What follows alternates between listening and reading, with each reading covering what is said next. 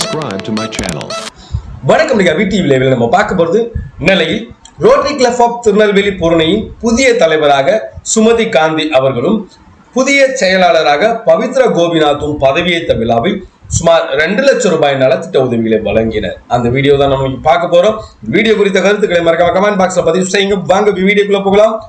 Rotary club of Tirunelveli பூரணை 5வது புதிய நிர்வாகிகள் பதவியேற்பு விழா வெகு விமர்சையாக பாளையங்கோட்டையில் உள்ள சுமங்கலி திருமண மகாலில் வைத்து நடைபெற்றது.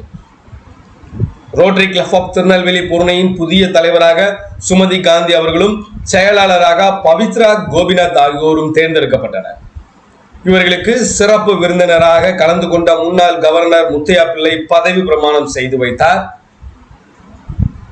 புதிய தலைவர் மற்றும் செயலாளர் பதவியேற்ற விழாவில் சுமார் 2 லட்சம் ரூபாய் மதிப்பிலான கல்வி உதவித்தொகை, ஏழை எளியவர்களுக்கு நலத்திட்ட உதவிகள் உள்ளிட்ட பல்வேறு நலத்திட்ட பணிகள் மேற்கொள்ளப்பட்டன. இந்த நிகழ்வில் முன்னாள் இந்நாள் நிர்வாகிகள் பலரும் கலந்து கொண்டனர்.